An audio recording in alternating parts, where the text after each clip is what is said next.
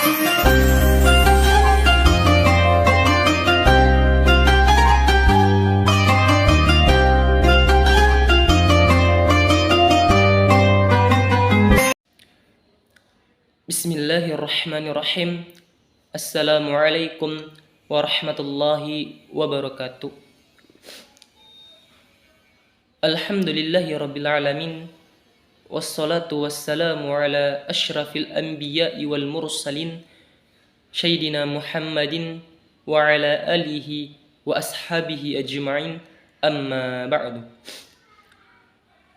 Pertama-tama, marilah kita panjatkan puji syukur kehadirat Allah Subhanahu wa Ta'ala yang senantiasa memberikan kita begitu banyak nikmat, baik itu nikmat kesehatan, kesempatan, terlebih-lebih nikmat iman dan Islam.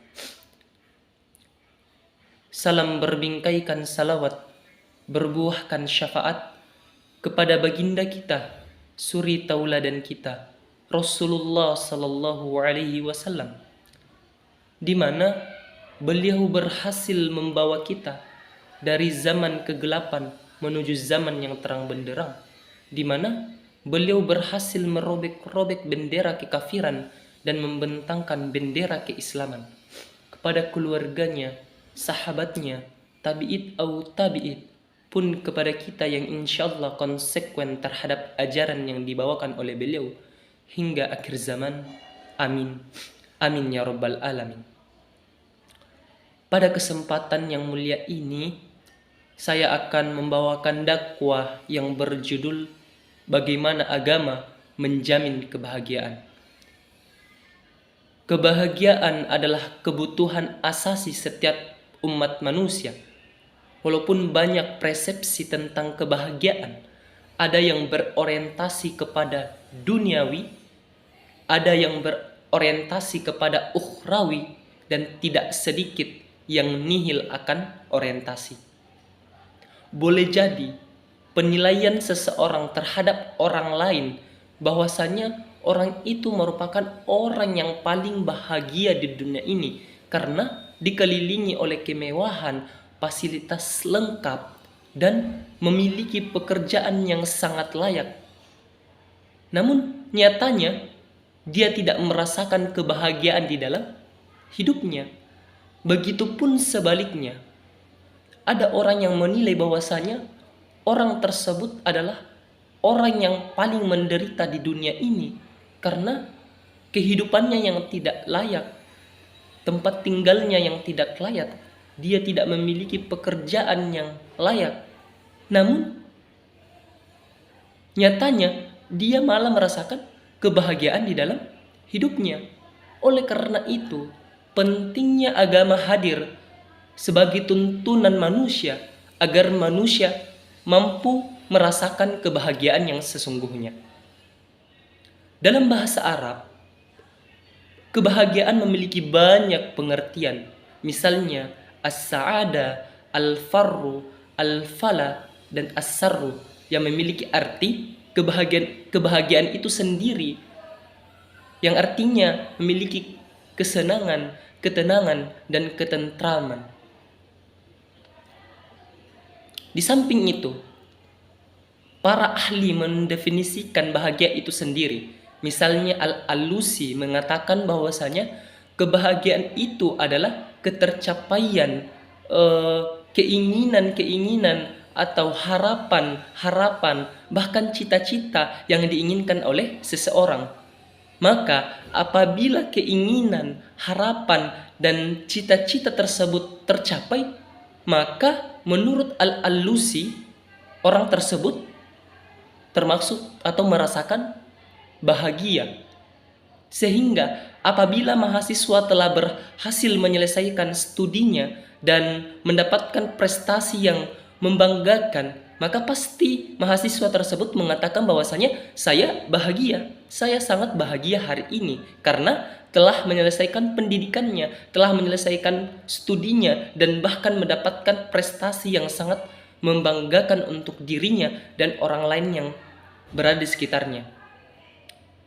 Namun demikian, perlu kita telah ulang, perlu kita perhatikan dengan baik definisi bahagia menurut Al-Alusi, karena apabila kebahagiaan itu selalu berorientasi kepada duniawi, maka harapan, cita-cita atau keinginan kita yang sifatnya duniawi tersebut, maka apa yang terjadi? Maka akan terjadi materialisme, adanya panglima dalam kedudukan, harta, jabatan, bahkan pekerjaan yang kita miliki yang menjadi dewa yang diagung-agungkan. Oleh karenanya, oleh sebab itu, Al-Ghazali membagi kebahagiaan itu ke dalam dua bagian. Yang pertama, yaitu kebahagiaan majazi atau kebahagiaan yang semu. Di mana kebahagiaan majazi adalah kebahagiaan yang sifatnya duniawi, yang sifatnya materi. Oleh karenanya manusia yang selalu berorientasi kepada duniawi, berorientasi kepada materi, inilah yang kadang menyebabkan sehingga mereka tidak berpikir untuk mencapai kebahagiaan yang hakiki. Inilah juga yang menyebabkan sehingga kadang terjadi di dalam kehidupan kita, yang terjadi di sekitar kita, hal-hal yang di luar nalar kita, hal-hal yang di luar pikiran kita. Misalnya terjadinya kematian bunuh diri yang terjadi pada orang-orang yang mungkin terkenal atau populer di kalangan kita, di lingkungan kita. Pasti kita berpikir bahwasanya kenapa bisa dia melakukan hal tersebut, padahal jika dilihat dari segi finansial, jika dilihat dari segi harta sangat cukup. Nah, hal tersebut terjadi karena tidak ada rasa puas terhadap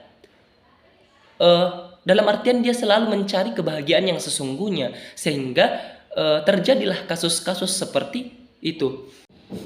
Nah, disinilah kita perlu memahami dengan baik sebenarnya apa itu kebahagiaan hakiki yang telah dijelaskan oleh Al-Ghazali. Makanya Al-Ghazali mengatakan bahwasanya kebahagiaan itu adalah kondisi spiritual yang dimana seseorang sudah berada pada puncak ketakwaannya.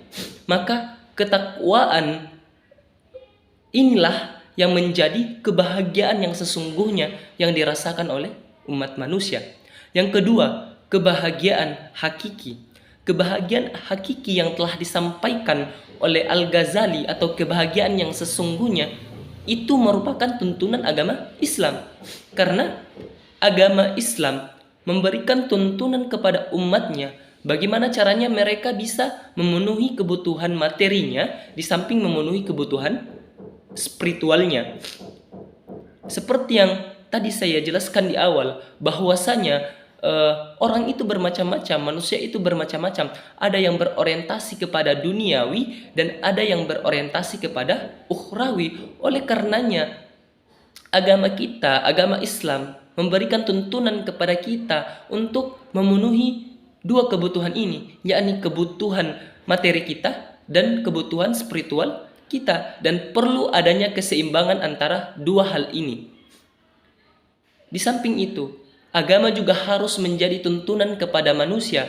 Maka apabila manusia hanya berkonsentrasi untuk mencapai atau mendapatkan hal yang sifatnya duniawi, maka disinilah peran agama. Karena jangan sampai jika berkonsentrasi untuk mendapatkan hal-hal yang sifatnya materi, inilah yang menyebabkan seseorang dapat melakukan hal-hal yang tidak kita inginkan, seperti yang tadi saya jelaskan, yakni terjadinya kematian bunuh diri yang dilakukan oleh seseorang. Oleh karena itu, agama kita, agama Islam, memberikan tuntunan kepada kita umatnya untuk bisa memenuhi dua kebutuhan ini. Jadi kesimpulan yang bisa kita ambil dari pembahasan ini bahwasanya agama itu menjamin kebahagiaan umat manusia, di samping harus mengikuti ajaran atau tuntunan yang bersumber dari Al-Quran dan hadis. Mungkin ini yang sempat kami sampaikan. Jika ada benarnya itu datangnya dari Allah Subhanahu wa Ta'ala, Jika ada salahnya itu datangnya dari diri kami pribadi. Kurang salahnya mohon dimaafkan. Wabillahi taufiq wal hidayah. Wassalamualaikum warahmatullahi wabarakatuh.